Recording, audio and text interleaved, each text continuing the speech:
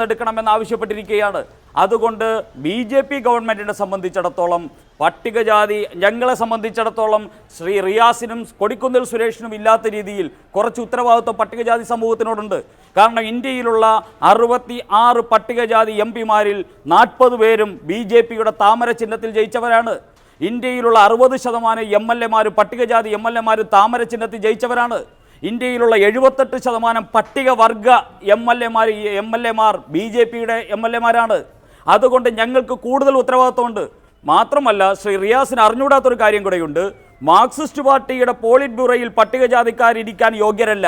പക്ഷേ BJPയുടെ പാർലമെൻ്ററി ബോർഡിലും BJPയുടെ കേന്ദ്ര ഭരണകൂടത്തിലും BJPയുടെ booth committee വരെ പട്ടികവർഗ ജനവിഭാഗങ്ങൾക്ക് സംവരണം ഏർപ്പെടുത്തിയിട്ടുള്ള ഏക ദേശീയ പാർട്ടി അത് ഭാരതീയ ജനതാ പാർട്ടിയാണ്. അത് മനസ്സിലാക്കണം. നിങ്ങൾക്ക് ഇന്നേ ഒരു യോഗ്യതയുള്ള പട്ടികവർഗക്കാരനെയോ പട്ടികജാതിക്കാരനെയോ പോളിറ്റ് ബ്യൂറോയിൽ ഇരുത്താൻ സാധിച്ചിട്ടില്ല. അങ്ങനെയുള്ളൊരു പാർട്ടി പട്ടികജാതിക്കാർക്ക് വേണ്ടി മുതലക്കണ്ണീര് ജനങ്ങളുടെ മുമ്പിൽ ഒഴുക്കുന്നത് ഭൂഷണമല്ല എന്ന് ബാക്കി എല്ലാ കാര്യങ്ങളിലും കൊടിക്കുന്നിൽ സുരേഷ് മറുപടി പറയട്ടെ. കൊടിക്കുന്നിലേക്ക് പോകുന്നതിന് മുമ്പ് ഈ അവസാനം പറഞ്ഞ കാര്യമുണ്ടല്ലോ ശ്രീ സുരേഷ്, CPM-ന്റെ PBയിൽ പട്ടികജാതിക്കാരില്ല, നിങ്ങളുടെ എല്ലാ സ്ഥലങ്ങളിലും പട്ടികവർഗവുമില്ല. ഇപ്പോൾ കഴിഞ്ഞ ദിവസം ചില നിരീക്ഷകരെങ്കിലും എഴുതിയ ലേഖനത്തിൽ വന്നൊരു വാചകമാണ്, നരേന്ദ്രമോദി പിന്നാക്കക്കാരനാണ്, ഇന്ത്യയുടെ പ്രധാനമന്ത്രിയാകാൻ നിങ്ങൾ അനുവദിക്കും, പക്ഷേ സർസംഘചാലകാകാൻ നിങ്ങളൊരു പിന്നോക്കക്കാരനെ അനുവദിക്കുമോ? RSSന്റെ ആലോചിച്ച് മറുപടി പറഞ്ഞാൽ മതി. ശ്രീ കൊടിക്കുന്നിൽ സുരേഷ്, ഇവിടെ സുരേഷ്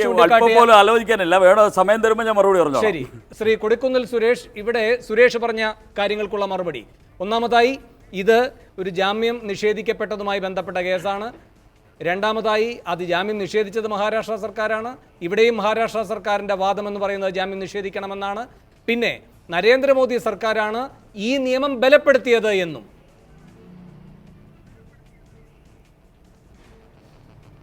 അല്ല, സുരേഷ് രാവിലെ RSS ക്ലാസ്സിൽ പോയി ഇതൊക്കെ പഠിച്ച് അവർ പറഞ്ഞു കൊടുത്തതനുസരിച്ച് കാണാപ്പാടം ചാനലിൽ പറഞ്ഞ് ഞാൻ പറയട്ടെ, താങ്കൾ പറഞ്ഞപ്പോൾ ഞാൻ ഇടപെട്ടില്ലല്ലോ. താങ്കൾ പേഷ്യൻ്റെ BJP-കാർക്കുള്ളൊരു കുഴപ്പം ഇതാണ്, RSS-കാർക്കുള്ള കുഴപ്പം. മറ്റുള്ളവർ പറയുന്നത് കേൾക്കാനുള്ള സഹിഷ്ണുത നിങ്ങൾക്കില്ല എന്നുള്ളതാണ് നിങ്ങളുടെ ഏറ്റവും വലിയ കുഴപ്പം. അത് തന്നെയാണ് ഈ രാജ്യത്തിൻ്റെയും കുഴപ്പം. ഈ രാജ്യത്തിൻ്റെ അവസ്ഥയിൽ കൊണ്ട് എത്തിച്ചത് അത് തന്നെയാണ്. അതുകൊണ്ട് സുരേഷ് അവിടെ ഇരിക്കെ ഞാൻ പറയട്ടെ, ഇവിടെ സുരേഷ് പറഞ്ഞ കാര്യങ്ങൾ വസ്തുതകൾക്ക് നിരക്കുന്നതല്ല. നമുക്കറിയാം, ഈ 2015 അട്രോസിറ്റീസ് ആക്ട് വന്നത് തന്നെ അതിന് കാരണം എല്ലാ സംസ്ഥാനങ്ങളിൽ നിന്നും നിർദ്ദേശം വന്നു.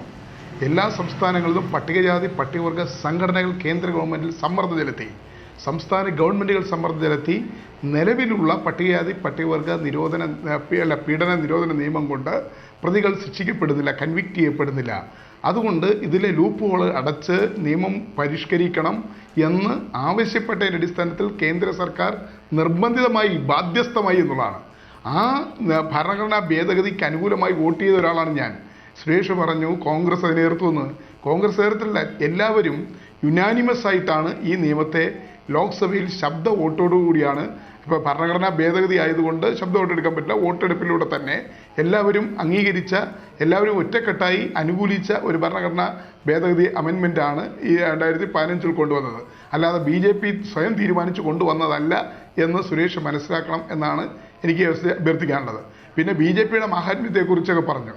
അത് പറയട്ടെ, കേന്ദ്ര മന്ത്രിസഭയിൽ ഇന്ന് 10-16 അല്ലെങ്കിൽ 10-20 കേന്ദ്ര ക്യാബിനറ്റ് മന്ത്രിമാരുള്ളതിൽ പട്ടികജാതിക്കാർക്ക് കൊടുത്ത വകുപ്പ് ഏതെന്നറിയോ? സുരേഷിന് പറയാമോ? ആ സോഷ്യൽ ജസ്റ്റിസ് എംപവർമെൻറ്റ് എന്ന വകുപ്പാണ് കൊടുത്തത്. കോൺഗ്രസ് ഭരിച്ചപ്പോൾ സ്പീക്കർ ലോക്സഭ നിയന്ത്രിച്ച മീരാകുമാർ, സാക്ഷാൽ ജയ്ജീവൻ റാമിൻ്റെ മകളാണ്, പട്ടികജാതിക്കാരി. ആഭ്യന്തര വകുപ്പ് മന്ത്രി ആരായിരുന്നു? സുശീൽ കുമാർ ഷിൻഡെ ആയിരുന്നു. റെയിൽവേ മന്ത്രി ആരായിരുന്നു? മല്ലികാർജ്ജുന ഖാർഗെ ആയിരുന്നു. Urban development minister Kumari Selja ആയിരുന്നു. എത്ര കീ പോസ്റ്റുകളിലാണ്, പ്രധാനപ്പെട്ട വകുപ്പുകളിലാണ് കോൺഗ്രസ് മന്ത്രിമാരെ, SC ST വിഭാഗത്തിലുള്ള മന്ത്രിമാരെ ഇരുത്തിയത്.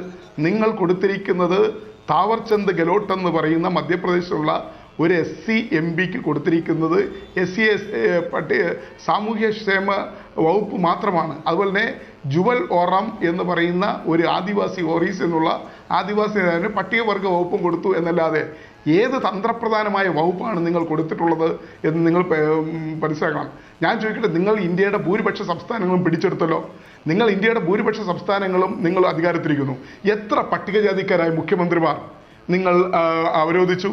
ജാർഖണ്ഡിൽ ഇന്നേ വരെ പട്ടികവർഗക്കാരല്ലാത്ത ഒരു മുഖ്യമന്ത്രി ഉണ്ടായിട്ടില്ല.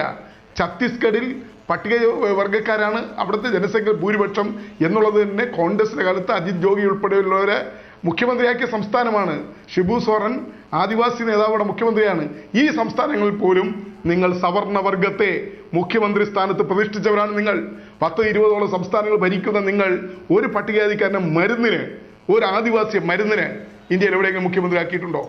മുഖ്യമന്ത്രിയാക്കിയില്ല. അധികാരത്തിന്റെ താക്കോൽ സ്ഥാനങ്ങൾ നിങ്ങളാക്കിയില്ല. നിങ്ങൾ രാഷ്ട്രപതി രാംനാഥ് കോവിന്ദിനാക്കി. എന്തിനു വേണ്ടി? രാംനാഥ് കോവിന്ദിന്റെ സമുദായമായ കോലി സമുദായം, അത് ഗുജറാത്തിൽ അത് പട്ടികജാതി സമുദായം, ആ സമുദായത്തിന്റെ വോട്ട് കിട്ടാൻ വേണ്ടി അവിടെ അത് ബാക്ക്വേർഡാണ്. ഗുജറാത്തിൽ ബാക്ക്വേർഡാണ്. യു പിയിലെ കോലി സമുദായം പട്ടികജാതിയാണെങ്കിൽ ഗുജറാത്തിൽ അത് OBC ആണ്. ആ സമുദായത്തിന്റെ വോട്ട് കിട്ടാൻ വേണ്ടി മാത്രമാണ് നിങ്ങൾ രാംനാഥ് കോവിന്ദിനെ നിങ്ങൾ രാഷ്ട്രപതിയാക്കിയത്. മാത്രമല്ല ലാൽകൃഷ്ണ അദ്വാനിയെ ഒതുക്കാനും വേണ്ടിയാണ് നിങ്ങൾ രാംനാഥ് കോവിന്ദിനെ രാഷ്ട്രപതിയാക്കിയത്. നിങ്ങൾക്ക് പട്ടികജാതിക്കാരുടെ സ്നേഹം ഉണ്ടെങ്കിൽ നിങ്ങൾ ഹൈക്കോടതി, സുപ്രീം കോടതിയിൽ ജഡ്ജിമാരെ നിയമിക്കുന്ന കാര്യത്തിൽ, അല്ലെങ്കിൽ ഹൈക്കോടതി ചീഫ് ജസ്റ്റിസുമാരെ നിയമിക്കുന്ന കാര്യത്തിൽ, അതുപോലെ തന്നെ രാജ്യത്തിന്റെ പ്രധാനപ്പെട്ട വകുപ്പുകളിലൊക്കെ എത്ര പട്ടികജാതിക്കാരെ നിങ്ങൾ വെച്ചത്? എത്ര പട്ടികവർഗക്കാരെ നിങ്ങൾ വെച്ചത്? അതുകൊണ്ട് ഇക്കാര്യത്തിലൊന്നും കണക്കൊന്നും പറഞ്ഞ് ഞങ്ങളെ പഠിപ്പിക്കേണ്ട. അതുകൊണ്ട് നിങ്ങളുടെ സമീപനം എന്താണ്? പട്ടികജാതി പട്ടികവർഗ വിഭാഗങ്ങളോട് നിങ്ങളുടെ സമീപനം, നിങ്ങളുടെ പാർട്ടിയിലൊന്നും പറയേണ്ട. എത്ര സംസ്ഥാന അധ്യക്ഷന്മാർ പട്ടികജാതിക്കാരുണ്ട്? നിങ്ങളുടെ പാർട്ടിയിലെ സംസ്ഥാന അഖിലേന്ത്യാ ജനറൽ സെക്രട്ടറിമാരിൽ എത്ര പട്ടികജാതിക്കാരും പട്ടികവർഗക്കാരും ഉണ്ട്? നിങ്ങൾ പറ, കണക്ക് പറ. നിങ്ങളുടെ ഒരു പാർലമെന്ററി ബോർഡിൽ മരുന്നിന് ഒരാളെ വെച്ചത് കൊണ്ട് അത് വലിയ കാര്യമായിട്ട് പറഞ്ഞു. ഞാൻ CPMന്റെ പോളിറ്റ് ബ്യൂറോയിൽ പറഞ്ഞ് ഞാൻ പൂർണ്ണമായും ശരിവെക്കുന്നു. കേരളത്തിലെ സ്ഥിതി എന്താണ് വേണമെന്നറിയാമല്ലോ. ഇവിടുത്തെ സ്ഥിതി എന്താണ്? കേരളത്തിലും പട്ടികജാതി പട്ടികവർഗ ജനവിഭാഗം ഒരു പുകയുന്ന അഗ്നിപർവ്വതം പോലെയാണ്. അട്ടപ്പാടിയിലെ മധു ആൾക്കൂട്ടത്തിന്റെ ആക്രമണം വിട്ട് കൊല ചെയ്യപ്പെട്ടില്ലേ? അല്ലെങ്കിൽ കൊലപാതകത്തിൽ കൊല്ലപ്പെട്ടില്ലേ? കേരളം പോലുള്ള സാംസ്കാരികമായി വിദ്യാഭ്യാസമായി വളരെ ഉയർന്ന ഒരു സംസ്ഥാനത്ത് ഇടതുപക്ഷ ജനാധിപത്യ മുന്നണി കേരളം ഭരിക്കുമ്പോൾ അട്ടപ്പാടിയിലെ പാവപ്പെട്ട ആദിവാസി യുവാവ് ഒരു നേരത്തെ ആഹാരത്തിന് നിവൃത്തിയില്ലാത്തത് കൊണ്ട് അദ്ദേഹം അല്പ ആഹാരത്തിന് വേണ്ടി അരിയും അല്ലെങ്കിൽ പയറും എടുത്തതിന്റെ പേരിൽ ആൾക്കൂട്ടം ഓടിച്ചിട്ട് തല്ലി കൊന്നില്ലേ? ആരുടെ കാലത്താ? ഇടതുപക്ഷ ജനാധിപത്യ മുന്നണി അധികാരത്തിൽ. അതോട് മുഹമ്മദ് റിയാസ് വലിയ ഇതൊന്നും പറയണ്ട, പട്ടികജാതി പട്ടികവർഗ പ്രേമൊന്നും പറയണ്ട. നിങ്ങളുടെ പോളിറ്റ് ബ്യൂറോ പോട്ടെ, നിങ്ങളുടെ പാർട്ടി കമ്മിറ്റികൾ പോട്ടെ, ഈ ഗവൺമെന്റ് അധികാരത്തിരിക്കുമ്പോൾ കേരളത്തിലുടനീളം നടക്കുന്ന ദളിത് പീഡനങ്ങൾ, കേരളത്തിലുടനീളം നടക്കുന്ന പട്ടികജാതിക്കാരെ ആൾക്കൂട്ട കൊലപാതകം, ഇതൊന്നും നിങ്ങൾക്ക് നേരെ കണ്ണടയ്ക്കാൻ പറ്റില്ല. അതുകൊണ്ട് നിങ്ങൾ രണ്ടു കൂട്ടരും പ്രതികളാണ്. കേന്ദ്രം ഭരിക്കുന്ന BJPയും കേരളം ഭരിക്കുന്ന CPMഉം ഒരുപോലെ ഉത്തരവാദികളാണ് ഈ രാജ്യത്ത്, ഈ സംസ്ഥാനം നടക്കുന്ന ദളിത് ആദിവാസി പീഡനങ്ങളിൽ. അതുകൊണ്ട് അധികാരത്തിന്റെ താക്കോൽ സ്ഥാനങ്ങളിൽ നിന്ന് നിങ്ങൾ എല്ലാ കാലത്തും ഈ ഭാഗത്തെ മാറ്റി നിർത്തുന്നു രണ്ടു കൂട്ടരും. അതിനെല്ലാം പരിഹാരം ഉണ്ടാക്കിയ ഇന്ത്യൻ നാഷണൽ കോൺഗ്രസ് മാത്രമാണ്. ഈ രാജ്യത്ത് അധികാരത്തിൽ സംസ്ഥാനം നമുക്കറിയാം. രാജസ്ഥാനിൽ ജഗന്നാഥ് പഹാഡിയ, ഗുജറാത്തിൽ അമർ സിംഗ് ചൗധരി, ഛത്തീസ്ഗഡിൽ മുഖ്യമന്ത്രിയായിരുന്ന അജിത് ജോഗി, മഹാരാഷ്ട്രയിൽ സുശീൽ കുമാർ ഷിൻഡെ, എത്ര മുഖ്യമന്ത്രിമാരെയാണ് ഇന്ത്യൻ നാഷണൽ കോൺഗ്രസ് അവിടെ അധികാരത്തിൽ കൊണ്ടുവന്ന സംസ്ഥാനങ്ങളിൽ? നിങ്ങൾ എത്ര പേരെ കൊണ്ടുവന്നു? BJPക്ക് മറുപടി പറയാനുണ്ടോ? സുരേഷ് കുമാറിന് മറുപടി പറയാനുണ്ടോ?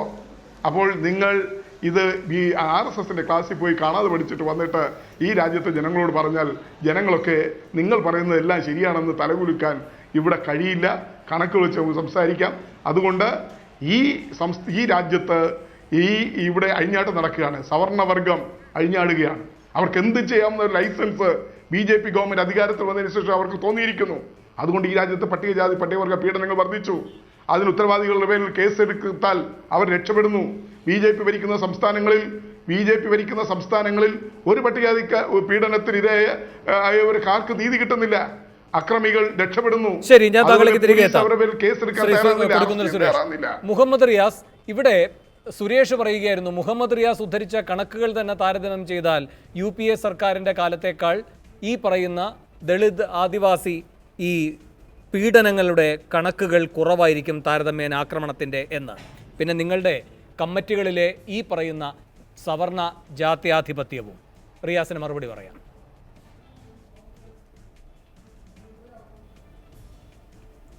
ഇതിലൊന്ന് കമ്മിറ്റികളുടെ കാര്യത്തിലേക്കൊന്നും വല്ലാതെ പോകണ്ട. ഞങ്ങളുടെ പാർട്ടിയുടെ ഏറ്റവും വലിയ കമ്മിറ്റിയായ കേന്ദ്ര കമ്മിറ്റിയിൽ പരിശോധന നടത്താം. ഇപ്പോൾ കമ്മിറ്റിയിലുണ്ടോ ഇല്ലെന്നുള്ളത് മാത്രമല്ലല്ലോ പ്രശ്നം, പരിശോധന നടത്താം. പറയുന്ന രീതിയിൽ പട്ടികജാതി പട്ടികവർഗ വിഭാഗത്തിലുള്ളവരൊക്കെ ഉണ്ട്. രണ്ടാമത്തെ പ്രശ്നം, ശ്രീ കൊടിക്കുന്നിൽ സുരേഷ് ഈ വിഷയം പോലും BJPയെ സംരക്ഷിക്കാൻ വേണ്ടി BJPയെ പോലെ തന്നെയാണ് CPIM എന്ന് പറഞ്ഞുകൊണ്ട് ശ്രമിക്കുകയാണ് ചെയ്തിട്ടുള്ളത്.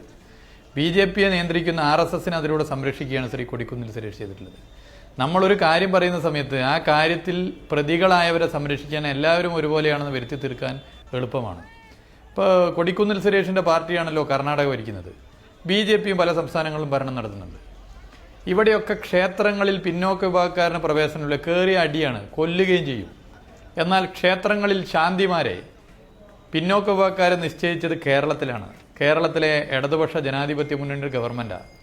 നിങ്ങളുടെ ഈ പറഞ്ഞ പ്രവർത്തനങ്ങൾക്ക് അല്ലെങ്കിൽ നിങ്ങളുടെ ഈ വാക്കുകൾക്ക് ആത്മാർത്ഥത ഉണ്ടെങ്കിൽ കർണാടകയിൽ എന്താണ് കോൺഗ്രസിന് ഇങ്ങനെയൊരു തീരുമാനം എടുക്കാൻ പറ്റാത്തത്? കോൺഗ്രസ് നേരത്തെ ഇന്ത്യ ഭരിച്ച പല സംസ്ഥാനങ്ങളിൽ എന്തുകൊണ്ട് എടുത്തില്ല? BJPയുടെ തന്നെ പോട്ടെ, BJP അങ്ങനെ എടുക്കാൻ പോകുന്നില്ല. BJPയെ നിയന്ത്രിക്കുന്ന RSS സവർണ ഗുണ്ടാപ്പടയായി രൂപം കൊണ്ട സംഘടന. അപ്പോൾ അതിലേക്ക് ഞാൻ പോകുന്നില്ല. അപ്പോൾ ഇവിടെ പ്രശ്നം എന്താണ് വേണു? ഇവിടെ പ്രശ്നം വളരെ കൃത്യമാണ്. ഇന്ത്യയിലെ ജുഡീഷ്യറിയുടെ ഉൾപ്പെടെയുള്ള താല്പര്യങ്ങൾ, വീക്ഷണം എന്ത് എന്നുള്ളത് തോന്നുന്ന രീതിയിലേക്കാണ് ഇപ്പോൾ കാര്യങ്ങൾ പോയിട്ടുള്ളത്.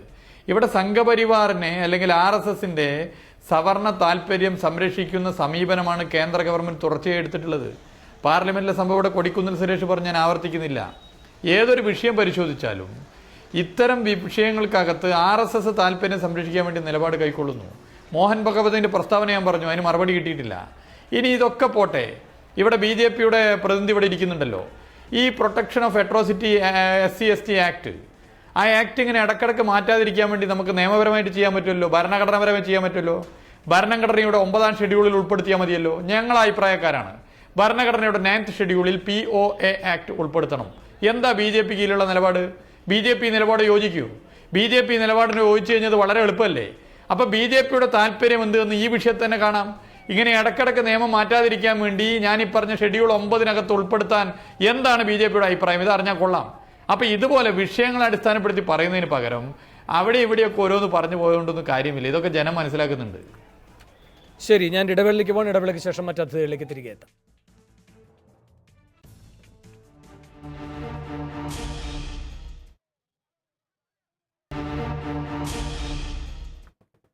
സൂപ്പർ പ്രൈം ടൈം ചർച്ച തുടരുന്നു.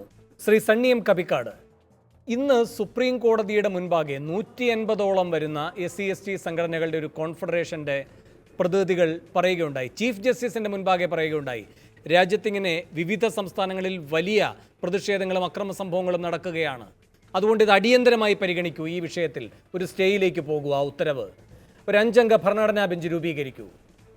ചീഫ് ജസ്റ്റിസ് ദീപക് മിശ്ര പറഞ്ഞത് ഒരടിയന്തര സാഹചര്യവും ഈ വിഷയത്തിൽ ഇപ്പോഴില്ല എന്നാണ്. അതിൻ്റെ സ്വാഭാവികമായ നടപടിക്രമങ്ങളിൽ അത് പരിഗണിക്കാം എന്ന് പറഞ്ഞ് ഇന്നും നാളെയും ഒന്നും അത് ലിസ്റ്റ് ചെയ്യാതെ മാറ്റുകയാണ് ചെയ്തത്. അപ്പോൾ സുപ്രീം കോടതിയെ സംബന്ധിച്ച് 9 ദളിതർ കൊല ചെയ്യപ്പെടുമ്പോഴും അടിയന്തര സാഹചര്യമില്ല എന്ന് പറഞ്ഞ് സാവകാശം എടുക്കാൻ കഴിയുന്ന വിവേകശൂന്യത എന്തുകൊണ്ടാണ്? പിന്നെ ഒരു കാര്യം കൂടി, ഈ പ്രതിഷേധത്തിന് കളങ്കമായി ചില ദൃശ്യങ്ങൾ നമ്മുടെ മുന്നിലുണ്ട്. ഒരു വെളുത്ത ഉടുപ്പിട്ട ഒരു വ്യക്തി തോക്ക് ചൂണ്ടുന്നു, വെടിപൊട്ടിക്കുന്നു. അതുപോലെ തന്നെ പലരും വലിയ റൈഫിളുകളുമായി പ്രതിഷേധത്തിൽ പങ്കെടുക്കുന്നത് കാണുന്നു. എന്തുകൊണ്ടാണ് ഇത്തരം ആളുകൾ ഈ പ്രതിഷേധത്തിൽ പങ്കാളികളായത്? ഏതെങ്കിലും തരത്തിലുള്ള ഒരു അട്ടിമറി ഇതിൽ നടക്കുന്നതായി സംശയിക്കാമോ? ഇക്കാര്യത്തിൽ നമ്മൾ വലിയൊരു അട്ടിമറി നടക്കുന്നു എന്ന ഈ തോന്നൽ തന്നെയാണ് പ്രശ്നം. ഇന്ത്യയിൽ ഏറ്റവും കൂടുതൽ അതിക്രമത്തിന് വിധേയമാകുന്നൊരു വിഭാഗം ഒരു സമരത്തിൽ ഏർപ്പെടുമ്പോൾ ഉണ്ടാകുന്ന സംഭവങ്ങളെ ഒരു വലിയൊരു രാഷ്ട്രീയ അട്ടിമറിയുടെയോ അല്ലെങ്കിൽ ആ നിലക്കുള്ള വലിയൊരു ഗൂഢാലോചനയുടെയോ ഭാഗമായി നമുക്ക് പെട്ടെന്ന് കാണാൻ പറ്റുന്നു എന്ന് തന്നെയാണ് പ്രശ്നം. ഈ നിലക്കാണ് ഇന്ത്യയിലെ സുപ്രീം കോടതിയും ഈ വിഷയത്തെ സമീപിക്കുന്നത്. അടിയന്തരമായ യാതൊരു സാഹചര്യവുമില്ല എന്ന് സുപ്രീം കോടതിക്ക് വെറുതെ തോന്നുന്നതല്ല. ഇത് തന്നെയാണ് നമ്മൾ ചർച്ച ചെയ്യേണ്ടത്.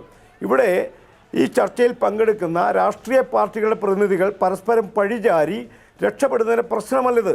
ഇവരാര് ഭരിച്ചാലും, ഈ പറയുന്ന ഈ 3 കൂട്ടരിൽ ആര് ഭരിച്ചാലും ദലിതരും ആദിവാസികളും കൊല്ലപ്പെടുന്നുണ്ട്, ആക്രമിക്കപ്പെടുന്നുണ്ട് എന്നതാണ് യഥാർത്ഥത്തിൽ സുപ്രീം കോടതി മനസ്സിലാക്കേണ്ട കാര്യം. അങ്ങനെ മനസ്സിലാക്കി തീരുമാനമെടുക്കേണ്ട ബഹുമാനപ്പെട്ട സുപ്രീം കോടതി അതിനെതിരെ കുഴപ്പമില്ല, അത് അടിയന്തര സാഹചര്യമില്ല എന്ന നിലക്കൊരു തീരുമാനത്തിലേക്ക് വരുന്നത് ഇന്ത്യൻ സമൂഹം നാളുകളായി ദളിതരെയും ആദിവാസികളെയും എങ്ങനെയാണ് കൈകാര്യം ചെയ്തുകൊണ്ടിരിക്കുന്നത് എന്നതിൻ്റെ ഒരു തെളിവ് മാത്രമാണ് സുപ്രീം കോടതിയുടെ ആ വാക്യം. ഞാൻ പറയുന്നൊരു കാര്യം, അങ്ങനെ സുപ്രീം കോടതി ഈ തീരുമാനമെടുക്കും. അതിനെതിരെ സമരം ചെയ്തവർക്കിടയിൽ വലിയ അക്രമങ്ങൾ നടക്കുന്നു എന്ന് നമുക്ക് പെട്ടെന്ന് തോന്നുകയും അവർ എന്തോ കുറ്റകൃത്യത്തിൽ ഏർപ്പെട്ടിരിക്കുന്നു എന്ന് തോന്നുന്നു എന്നുള്ളത് തന്നെയാണ് പ്രശ്നം. ഞാൻ പറയുന്നത് ഇത്രയും വലിയൊരു അതിക്രമം, ഇന്ത്യയിൽ ഏറ്റവും ഭീകരമായി ആക്രമിക്കപ്പെടുന്ന ഒരു ജനവിഭാഗം, അവർക്ക് അനുകൂലമായൊരു നിയമം യാതൊരു പ്രത്യേക സാഹചര്യവുമില്ലാതെ സുപ്രീം കോടതി വാക്കാൽ അറസ്റ്റ് ചെയ്യേണ്ടതില്ല. അത് വെറുതെ ക്രിമിനൽ പ്രൊസീജിയറിൻ്റെ പ്രശ്നമല്ലത്. ആ നിയമത്തിലെ ഏറ്റവും പ്രധാനപ്പെട്ട ഒരു കാര്യം, പട്ടികജാതി പട്ടികവർഗ നിരോധന നിയമത്തിലെ ഏറ്റവും പ്രധാനപ്പെട്ട ഒരു കാര്യം, അത്തരൊരു അതിക്രമം നടത്തിയെന്ന് കണ്ടാൽ ആ സമയത്ത് തന്നെ അയാളെ അറസ്റ്റ് ചെയ്യാനും ജാമ്യമില്ലാ വകുപ്പ് പ്രകാരം അറസ്റ്റ് ചെയ്യാനുള്ള നിയമമാണ്. ഇതാണ് അതിൻ്റെ പ്രധാനപ്പെട്ട ഒരു കാര്യം. അത് വേണ്ട എന്ന് കോടതി പറയുമ്പോൾ ആ നിയമം തന്നെയാണ് അട്ടിമറിക്കപ്പെടുന്നത് എന്ന് നമ്മൾ കാണാതിരുന്നുകൂടാ. ഇത്രയും ഗൗരവമുള്ളൊരു കാര്യത്തിൽ ബഹുമാനപ്പെട്ട സുപ്രീം കോടതി വളരെ നിരുത്തരവാദപരമായ ഒരു ഇടപെടലാണ് നടത്തിയത്. അതിനെതിരെ ജനരോഷം ഉയരുമ്പോൾ പട്ടികജാതിക്കാർ മാത്രമാണ് ഇന്ത്യയിൽ സമരം നടത്തിയത് ഞാൻ വിചാരിക്കുന്നില്ല. ഇന്ത്യൻ ഭരണഘടനയോട് കൂറുള്ള അല്ലെങ്കിൽ ഇന്ത്യയിലെ അതിക്രമങ്ങൾക്കെതിരെ മനോഭാവമുള്ള മുഴുവൻ മനുഷ്യരും ആ സമരത്തിന് ഒപ്പമുണ്ടെന്ന് തന്നെ ഞാൻ വിചാരിക്കുന്നത്. ആ സമരത്തിൽ എന്തോ അതിക്രമം നടന്നു എന്ന നിലക്ക് കൂടി നമ്മളൊരു ആഖ്യാനം ഉണ്ടാക്കേണ്ടതില്ല. തീർച്ചയായും കോടതി അത് പുനഃപരിശോധിക്കുകയും ഈ പട്ടികജാതി പട്ടികവർഗ പീഡന നിരോധന നിയമത്തിൻ്റെ ഏറ്റവും പ്രധാനപ്പെട്ട കാതലായ കാര്യങ്ങൾ ഒഴിവാക്കാതെ ആ നിയമം വളരെ പ്രബലമായി ഇന്ത്യയിൽ ഉണ്ടായിരിക്കേണ്ടതുണ്ട്.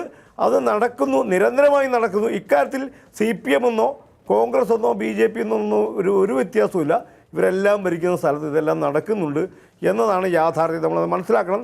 കോടതിയാണത് പ്രത്യേകമായി മനസ്സിലാക്കേണ്ടത്. ആ നിലക്കൊരു തീരുമാനം കോടതിയിൽ നിന്ന് ഉണ്ടാവണം എന്ന് തന്നെയാണ് എൻ്റെ അഭിപ്രായം. ശരി, ശ്രീ S. സുരേഷ്, ഇവിടെ കൊടിക്കുന്നിൽ സുരേഷ് കൃത്യമായി വ്യക്തമാക്കുകയുണ്ട്. എങ്ങനെയാണ് ഒരു വിഭാഗത്തെ രാഷ്ട്രീയ പ്രാതിനിധ്യത്തിലേക്ക് ഉയർത്തി എന്നത് മാത്രമല്ല, അധികാരത്തിൻ്റെ പ്രാതിനിധ്യത്തിലേക്ക് കൂടി അതിൻ്റെ നായകസ്ഥാനം നൽകി എങ്ങനെ മുന്നോട്ട് കൊണ്ടുപോയി എന്ന്. ഇവിടെ നിങ്ങൾക്കിന്ന് പറയാൻ എന്താണ്? രവിശങ്കർ പ്രസാദ് പറഞ്ഞത്, ഞങ്ങൾ ഈ പറയുന്ന തരത്തിൽ അംബേദ്കറിൻ്റെ സ്റ്റാച്യു ഉണ്ടാക്കുന്നു, അംബേദ്കറിൻ്റെ പേരിലുള്ള സ്റ്റാമ്പ് പുറത്തുവിടുന്നു, രാംനാഥ് കോവിന്ദിനെ രാഷ്ട്രപതിയാക്കുന്നു. ഇതൊക്കെ പ്രതീകാത്മകമായ ചില ഇടപെടലുകൾ മാത്രമാണ്. ശ്രീ വേണു, ഈ വേണു പറഞ്ഞ അത് ഞാനിനി ആവർത്തിക്കുന്നില്ല. ഇന്ത്യയുടെ രാഷ്ട്രപതി രാംനാഥ് കോവിന്ദായതും അതോടൊപ്പം തന്നെ മറ്റ് കാര്യങ്ങളും. ഞാൻ ഒരു കാര്യം വളരെ വ്യക്തമായിട്ട് പറയാൻ ആഗ്രഹിക്കുന്നു. കോൺഗ്രസ് ഒരു കാലത്ത് ഈ രാജ്യത്തിലെ പട്ടികവർഗ പട്ടികജാതിക്കാരെയും കൂടെ പ്രതിനിധീകരിച്ച പ്രസ്ഥാനം തന്നെയാണ്. അവർക്ക് ഒരു കാലത്ത് ഇത്തരത്തിലുള്ള നേതാക്കന്മാരുണ്ടായിരുന്നു. അവർ ഒരു കാലത്ത് അത്തരത്തിലുള്ള നേതാക്കന്മാരെ മുഖ്യമന്ത്രിയൊക്കെ ആക്കിയിരുന്നു. പക്ഷേ ഇന്ന് കോൺഗ്രസ് എന്ന് പറയുന്നത് അതിന് പ്രാപ്തമല്ലാത്ത പാർട്ടിയായി മാറിയപ്പോഴാണ് ഇന്ത്യയിൽ ഏറ്റവും കൂടുതൽ MP-മാരും MLA-മാരുമൊക്കെ പട്ടികജാതി പട്ടികവർഗ വിഭാഗത്തിൽ നിന്ന് BJP-ക്കാരായിട്ട് ജയിച്ചു വന്നു തുടങ്ങിയത്. ഈ സാഹചര്യം ഒന്ന് ശ്രീ കൊടിക്കുന്നിൽ സുരേഷ് മനസ്സിലാക്കണം. അതുകൊണ്ട് കോൺഗ്രസിൻ്റെ ഗതകാല വീരസ്മരണകൾ അയവിറക്കിയാൽ ഇതൊക്കെ ഉണ്ട്. പക്ഷേ ഇപ്പോൾ ഇതിനൊന്നും ശേഷി കോൺഗ്രസ്സിന് ഇല്ല എന്നുള്ള യാഥാർത്ഥ്യത്തിലാണ് നമ്മൾ നിൽക്കുന്നത്. ഒന്ന്. രണ്ടാമത്തെ പോയിന്റ്, BJP ഇന്ന് ഈ രാജ്യത്ത് ഏറ്റവും കൂടുതൽ എല്ലാ സംസ്ഥാനങ്ങളിലുമായി ഏറ്റവും കൂടുതൽ പട്ടികജാതി പട്ടികവർഗ മന്ത്രിമാരും ഒക്കെ ഉള്ളത് BJP-ക്കാണ്. ഇന്ത്യയുടെ രാഷ്ട്രപതി പട്ടികജാതിയാണ്. ഇന്ത്യയുടെ പ്രധാനമന്ത്രി പിന്നോക്കക്കാരനാണ്. ഈ രീതിയിൽ രാഷ്ട്രപതിയും പ്രധാനമന്ത്രിയും ഉൾപ്പെടെയുള്ളവർ പിന്നോക്കക്കാരായിട്ട് നിൽക്കുന്ന ഒരു രാജ്യത്തിൽ ക്യാബിനറ്റ് മന്ത്രിമാരുടെ എണ്ണം പറഞ്ഞാൽ ക്യാബിനറ്റ് മന്ത്രിമാരിൽ ഏറ്റവും പ്രഗത്ഭൻ പാർലമെൻ്ററി ബോർഡ് അംഗമാണ് ഗെലോട്ട്. അദ്ദേഹം പാർട്ടിയുടെ അഖിലേന്ത്യാ ജനറൽ സെക്രട്ടറിയാണ്, പാർലമെൻ്ററി ബോർഡ് മെമ്പറാണ്. അത്തരത്തിലുള്ള ആൾക്കാർ നേതൃത്വം കൊടുക്കുന്ന ഒരു ഭരണകൂടമാണ് ഈ രാജ്യത്തുള്ളത്. അതുകൊണ്ട് ഇതിനെയൊക്കെ അടച്ചാക്ഷേപിച്ചിട്ട് ആ പറയുന്ന വാദം ശരിയല്ല. ഒന്ന്. അതോടൊപ്പം തന്നെ ശ്രീ മുഹമ്മദ് റിയാസ് സൂചിപ്പിച്ചു, ഇവിടെ ഒരു ശാന്തിക്കാരനെ ഇവിടുത്തെ ദേവസ്വം ബോർഡിൽ നിയമിച്ചു എന്ന്. ശ്രീ മുഹമ്മദ് റിയാസ്, താങ്കളുടെ സർക്കാർ നിയമിച്ച ആ ശാന്തിക്കാരനാക്കിയത് ഞങ്ങളുടെ RSSൻ്റെ പ്രചാരക് തുടങ്ങിയ ആ തന്ത്രവിദ്യാപീഠത്തിൽ പഠിച്ചിട്ടാണ് അദ്ദേഹം ശാന്തിക്കാരനായത് എന്ന് താങ്കൾ മനസ്സിലാക്കണം. ആ തന്ത്രവിദ്യാപീഠത്തിൽ പട്ടികജാതിക്കാരും പിന്നോക്കക്കാരുമായിട്ടുള്ള ആൾക്കാരെ ഇന്നും പഠിപ്പിക്കുന്നുണ്ട്. ആദ്യത്തെ ശാന്തിക്കാരൻ, അബ്രാഹ്മണനായിട്ടുള്ള ആദ്യത്തെ ശാന്തിക്കാരൻ രാകേഷ് ഈ ഞങ്ങളുടെ മാധവ്ജി എന്ന് പറയുന്ന RSS പ്രചാരക് തുടങ്ങിയ തന്ത്രവിദ്യാപീഠത്തിലെ വിദ്യാർത്ഥിയായിരുന്നു എന്നുള്ളത് മനസ്സിലാക്കണം. അവിടെ പഠിച്ച ആളിനെയാണ് നിങ്ങളുടെ സർക്കാർ ഇവിടെ ആക്കിയിരിക്കുന്നത്. അതോടൊപ്പം തന്നെ ഞങ്ങൾ അതിലപ്പുറവും പറയാൻ തയ്യാറാണ്. ഞങ്ങളുടെ പുരോഗമനം മാർക്സിസ്റ്റ് പാർട്ടിയുടെ പുരോഗമനത്തിനപ്പുറത്താണ്. ഞങ്ങൾ ഇത് പറയുന്ന സമയത്ത് തന്നെ മുത്തലാഖ് ആവശ്യമില്ല എന്നും പറയുന്നു. പക്ഷേ അത് പറയാനുള്ള തൻ്റെ ഇടം ഇന്നത്തെ കമ്മ്യൂണിസ്റ്റ് പാർട്ടിയുടെ വിപ്ലവത്തിൽ അവശേഷിക്കുന്നില്ല. അത് നിങ്ങൾ മനസ്സിലാക്കണം. മാത്രമല്ല ഞങ്ങളെ സംബന്ധിച്ചിടത്തോളം ഞങ്ങളുടെ താങ്കൾക്കറിയാലോ, മഹാത്മാഗാന്ധി RSSൻ്റെ ശാഖയിൽ വന്നിട്ടുണ്ട്. അദ്ദേഹം വന്നിട്ട് ഞങ്ങളോടൊപ്പം RSSകാരോടൊപ്പം ഇരുന്ന് ഭക്ഷണം കഴിച്ചിട്ടുണ്ട്. ഭക്ഷണം കഴിച്ചതിന് ശേഷം അദ്ദേഹം പറഞ്ഞത് എന്താണെന്ന് മുഹമ്മദ് റിയാസ് വായിക്കണം. ഞങ്ങളെ വിമർശിക്കാൻ വേണ്ടി മാത്രമല്ല, ഞങ്ങളുടെ നല്ല കാര്യവും കൂടെ എപ്പോഴെങ്കിലുമൊക്കെ വായിക്കണം. അദ്ദേഹം പറഞ്ഞത് എന്താ? ഞാൻ അവിടെ ഇരിക്കുന്ന സമയത്ത് പട്ടികജാതിക്കാർ, ദളിത് വിഭാഗങ്ങൾ എല്ലാവരും ഒരേ പന്തിയിലിരുന്ന് ഭക്ഷണം കഴിക്കുന്ന മനോഹരമായിട്ടുള്ള ദൃശ്യമാണ് ഞാൻ RSSൻ്റെ ക്യാമ്പിൽ കണ്ടത് എന്ന് പറഞ്ഞത് സാക്ഷാൽ മഹാത്മാഗാന്ധിയാണ്. അതാണ് RSSൻ്റെ സംസ്കാരം. ഈ സംസ്കാരത്തെയൊക്കെ നിങ്ങൾ എത്ര പറഞ്ഞാലും നശിപ്പിക്കാൻ സാധിക്കുന്നതല്ല. ഞങ്ങളെ സംബന്ധിച്ചിടത്തോളം ഈ രാജ്യത്ത് RSSും BJPയും പറയുന്ന ഏകം സത് വിപ്ര ബഹുധാ വദന്തിയാണ്. സത്ത് ഒന്നേ ഉള്ളൂ, അതിന് മതവുമില്ല, ജാതിയുമില്ല, സത്ത് ഒന്നേ ഉള്ളൂ. അതാണ് ഞങ്ങളുടെ വിപ്ലവം, അതാണ് ഞങ്ങളുടെ പുരോഗമനം. അതിനെയാണ് ഇന്ന് ഈ രാജ്യം സ്വീകരിച്ചിരിക്കുന്നത്. ഇതിനെ മറയ്ക്കാൻ നിങ്ങൾക്കൊന്നും സാധിക്കില്ല എന്ന് ആവർത്തിച്ച് ഓർമ്മിപ്പിക്കാൻ ഞാൻ ആഗ്രഹിക്കുക. ശരി, ഞാനൊരു ഇടവേളയിൽ കൂടി പോവാണ്. ഇടവേളയ്ക്ക് ശേഷം ഇതിൻ്റെ പ്രതികരണങ്ങളിലേക്ക്.